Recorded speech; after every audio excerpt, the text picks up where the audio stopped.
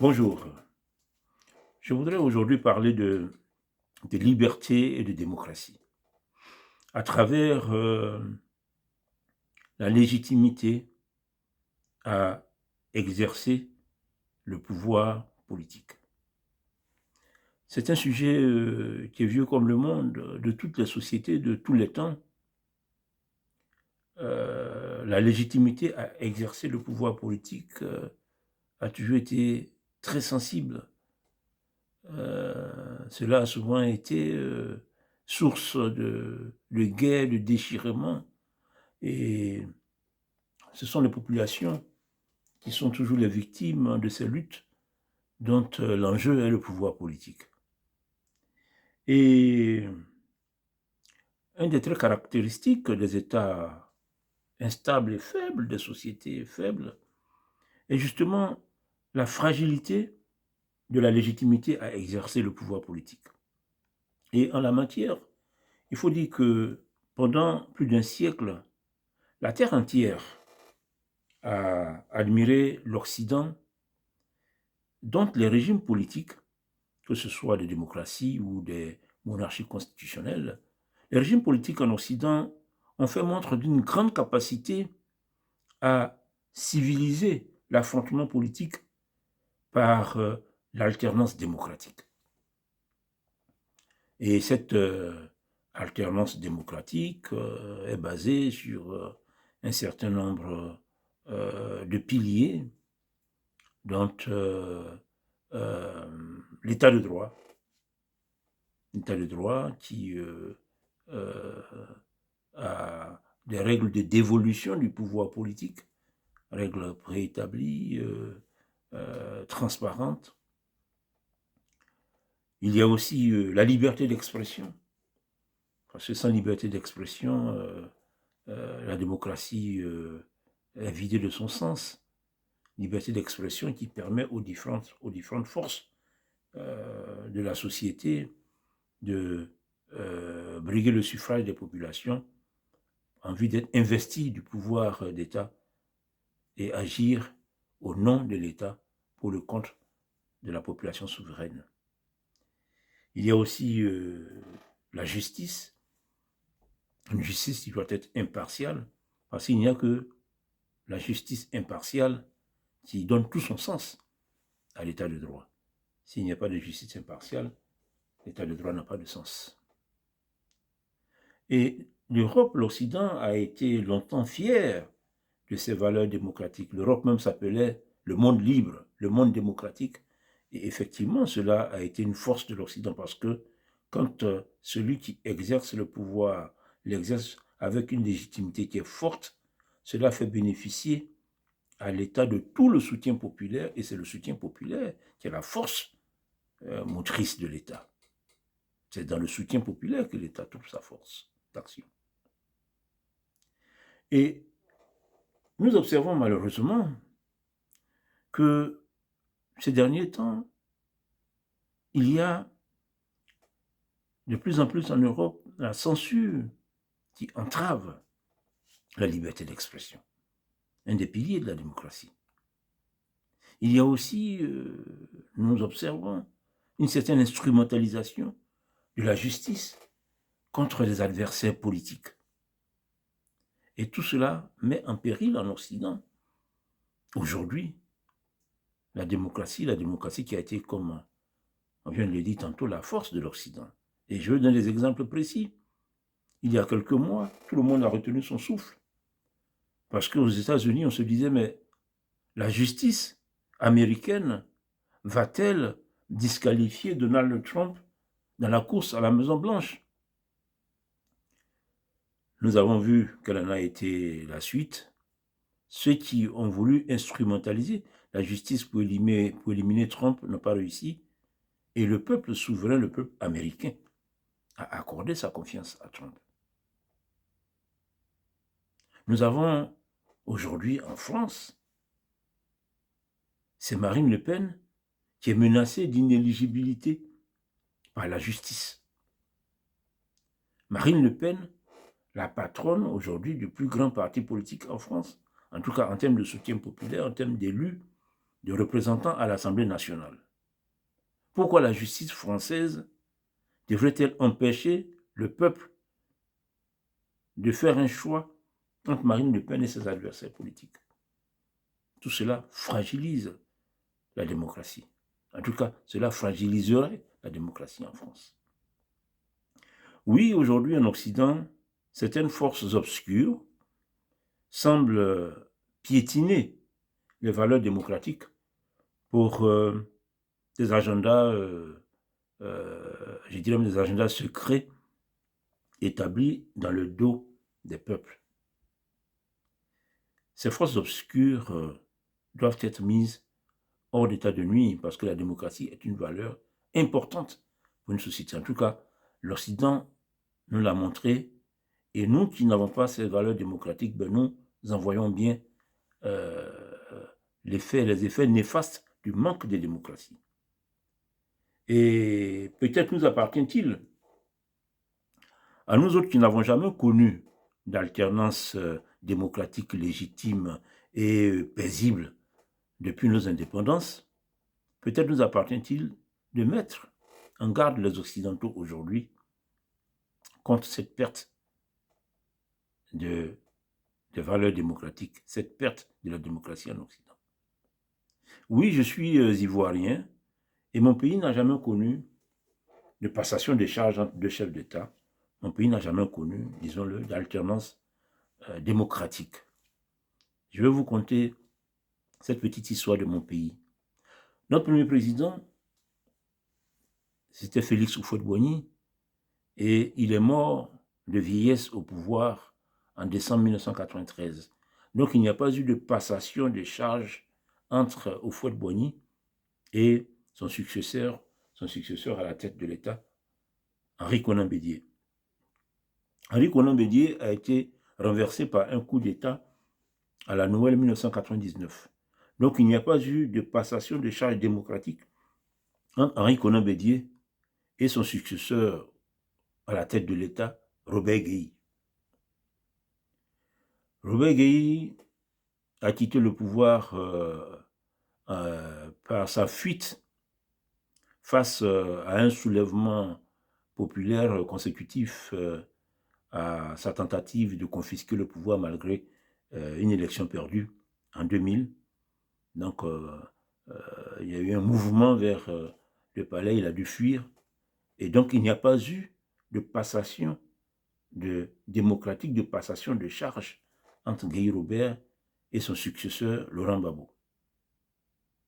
Laurent Gbagbo a quitté le pouvoir suite à son arrestation en 2011, arrestation consécutive à des élections qui se sont poursuivies par une guerre civile post-électorale.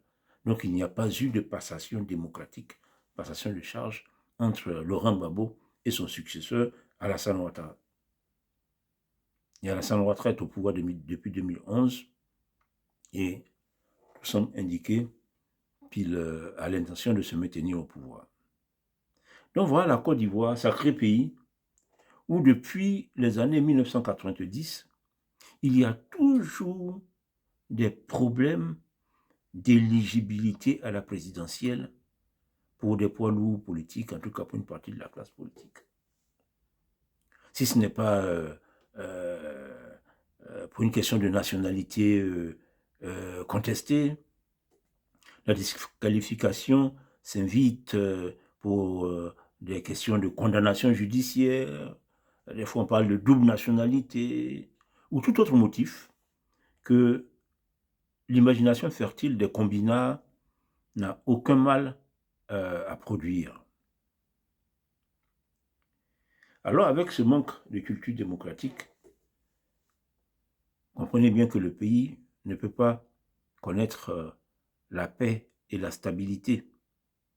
Ce qui fait que depuis les années 90, nous avons connu des boycotts des élections avec mort d'hommes, mort de milliers de personnes. Nous avons connu des mutineries, des tentatives de coup d'État, jusqu'au coup d'État réussi de la Noël 1999. Nous avons connu une rébellion armée en 2002 qui va déstabiliser sérieusement le pays pendant de nombreuses années. Et nous avons eu cette guerre civile post-électorale de 2011. Donc voici la Côte d'Ivoire, un pays qui, après les indépendances, était bien parti, dont on pensait même qu'il serait le premier pays industrialisé d'Afrique noire. La Côte d'Ivoire, on parlait de miracle ivoirien. Mais voilà que depuis les années 90, l'instabilité politique, le manque de culture démocratique a causé une instabilité politique qui, jusqu'à aujourd'hui, fait craindre toujours le pire pour le pays, et ce qui n'est jamais bon pour la marche d'un pays, parce qu'il faut une certaine confiance en l'avenir pour qu'un pays puisse avancer dans son redressement.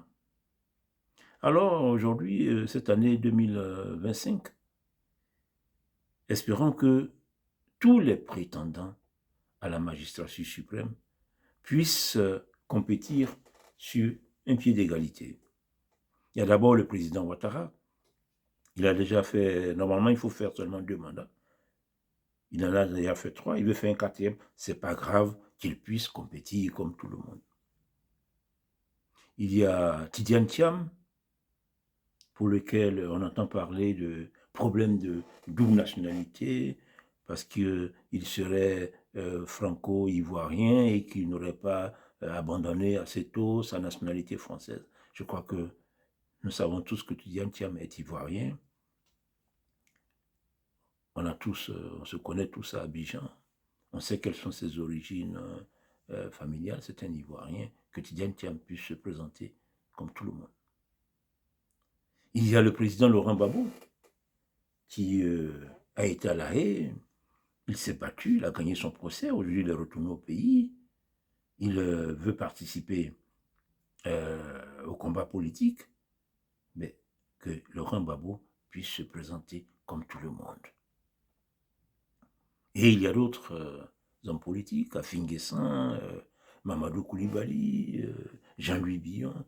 Il faut que tout le monde puisse se présenter et que cette élection permette de renforcer la cohésion nationale. Parce que si chaque fois les élections doivent diviser le pays, doivent causer des déchirures dans le pays, ben, cela porte un préjudice à la stabilité, à la consistance même du pays.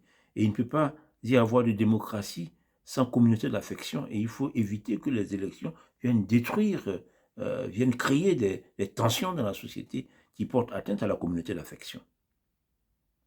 Il faut que nous puissions, en Côte d'Ivoire, nous aussi, avoir des passations de charges civilisées entre un président et son successeur. Comme on vient de le voir avec, à l'investiture de Donald Trump. Son prédécesseur, George Bush, était assis juste à côté. Et même Trump a eu des mots très durs par rapport à la politique de son prédécesseur. Mais c'est ça, la maturité démocratique, c'est le nouveau commandant en chef. Le peuple vient de l'investir, de son pouvoir. Ben voilà, c'est lui qui est devant, c'est lui qui parle. Et tous les anciens chefs d'État, Barack Obama, Bill Clinton, George Bush, tout le monde est là. Voilà ce qu'on appelle une classe politique civilisée, mûre. Et heureusement qu'aujourd'hui en Afrique, nous avons quand même des pays qui connaissent régulièrement des alternances démocratiques. Le Sénégal, le Ghana, le Bénin et quelques autres, c'est tout à leur honneur. Et il faut que tous ces exemples-là soient pour les autres qui sont en retard, comme la Côte d'Ivoire, qu'on puisse en prendre la bonne graine.